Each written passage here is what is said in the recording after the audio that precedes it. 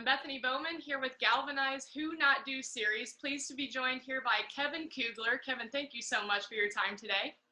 Bethany, I'm excited to be here. Thanks for having me. Now, we've all seen and heard you covering all sports on Big Ten Network, on Westwood One, and on NFL Sunday Voices, and we all know how great you are at it. But to get to know who you are in sports broadcasting can't be mentioned. Where would you start?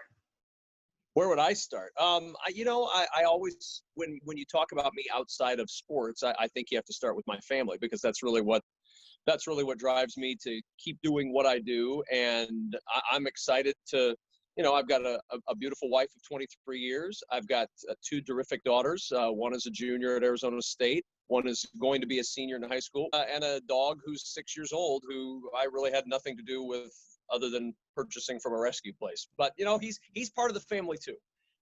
Part of who you are was shaped in Lincoln, Nebraska, but your stage has gotten significantly bigger, yet you've remained in Nebraska. Why is that?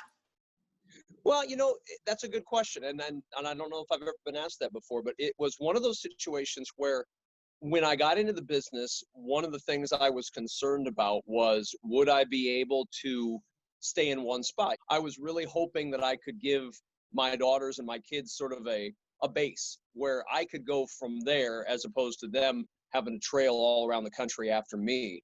And we were fortunate enough that we were able to do that. I worked in local radio here doing a talk show for 12 years at the same time as my play-by-play career started to take off on a national level. And then I was able to just sort of expand the play-by-play while staying in one place and traveling from place to place to do games. So really, it's really been very, very fortunate for me in that I've had the opportunity to do so many amazing things in a career, but also have been able to give the girls and my wife a home base near their families, near grandparents. They've had the chance to be involved with their grandparents their whole lives. And all that stuff was important to us when we first started down the road of having kids. And it worked out perfectly that we were able to do that. And it doesn't work out that way for a whole lot of us in this business, so I feel very fortunate. Well, it's easy to see all the success that you've had. I think we all have moments in this industry we feel a little stuck and defeated. In those moments, how do you persevere and break through that barrier? You tell us about athletes all the time doing that and tell their stories, but how do you do it in not only your career but in life? It's tough, Bethany. It is, because you're right. Every one of us has had one of those moments, whether it's in our career or elsewhere, where we're just like, now what? Where am I going? What am I doing? What's the next step for me? And I rely on my faith. I rely on my wife. I rely on my family. You go back to basics, I guess, is the best way to put it. I came into this career with just a hope that I could stay in the business. Like so many of us, when you start out of college, you have all these lofty goals and dreams like, man, I'd love to be this, I'd love to do that, but you don't really know. You don't really know where the path is going to take you. I always have had a trust that the path is going to take me somewhere, and I'm going to continue to stay on the path. But when you get into those moments where you're stuck, you just have to rely on the people that know you the best, the people that are closest to you, the people that are going to understand that you're going to have a bad day, that you're going to be kind of kicking yourself. You leave a broadcast and you've screwed something up, or an opportunity doesn't come your way that you think you're ready for, that you really wanted to get, and you weren't able to get it. Where do you go with that? Well, you lean back on the things that are always going to be there, the solid things, the steady things, like your faith, like your family.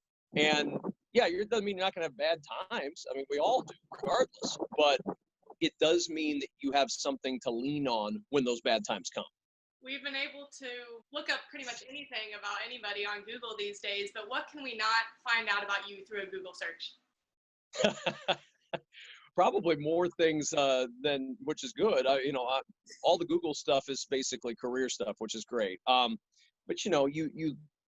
the Google stuff doesn't tell you about, my grandfather was my greatest influence in my life. He was the male figure in my life. My dad left when I was 9. And so I was very fortunate, in a lot of single parent households, there's maybe not somebody who steps into that role as the significant male in somebody's life. And it's important for boys growing up to have that guy you look up to. And that guy I looked up to was my grandfather. He was a World War II veteran.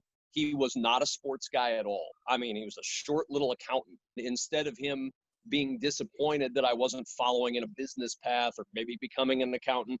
He embraced that. He always took me to games if I wanted to go see a game. I can remember sitting up in the upper deck bleacher seats at the Bethany Sports Center watching a Nebraska basketball game, and he didn't know anything about it or care anything about it, but it was important to me, and so he made sure that I got to these games. My first real opportunities to do play-by-play on a national level came in 2006, and he passed away right after I got to the stage. In fact, this is not on Google, I can tell you that, Bethany. I was in Virginia Tech. I'd done a game at Virginia Tech, and I missed my flight. I was trying to get home that morning, and I got to the airport, and for whatever reason, they had shut the gate, and I missed my flight. And I was trying to get home in time to say goodbye to him. And I caught another flight somehow, and I hopped around, and it took me like 10 hours to get back home. And I got in the car at the airport, and I immediately drove down to Lincoln. He was in hospice care. And I'll never forget this. It was the Bears and Packers Sunday night football, and he was not awake anymore. But he hung on. The doctors couldn't believe he was still alive when I got there. And we sat, and I talked, and I don't know if he listened or not. I always assume he did. I always assume he heard. And we talked about life, and I told him about what I was doing, and I told him about what had happened, and we watched, and I put that in quotes because he certainly didn't watch it. We watched Sunday Night Football together one last time. And to think years later that I would be doing the national radio broadcast of those games, it's one of those things that has always sort of tied together in my brain to be able to do that role on the radio, because that was the last moment I shared with the most important man in my life. Without choosing one sports related, what would be your once in a lifetime moment? My kids were probably 9 and 6.5. We took the kids to Disneyland for the first time. It's a great day, and we have all kinds of fun, and we find some spot. And it was a perfect night, probably 75 degrees, fireworks going off, Disney moments, both girls snuggled up on me.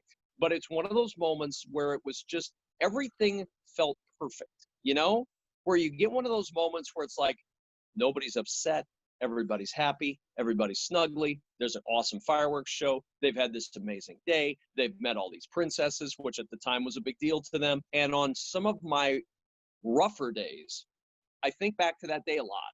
And I think back to that moment a lot with the girls, and what a cool moment that was for all of us. Just one of those perfect days that don't come along very often. And when you get those perfect days, you try to do everything you can to stamp them in your memory. And that's one of those for me. So that, I know it's not, climbing Mount Kilimanjaro.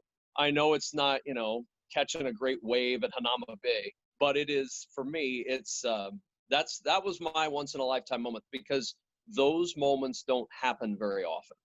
So grateful for your time and for your willingness to be a part of GALvanize and be an ally for women. How have you used your role and your platform in sports to be a role model? Well, it's one of the things that I think is very important, because there are doors that are closed, and it's going to take allies to open those doors.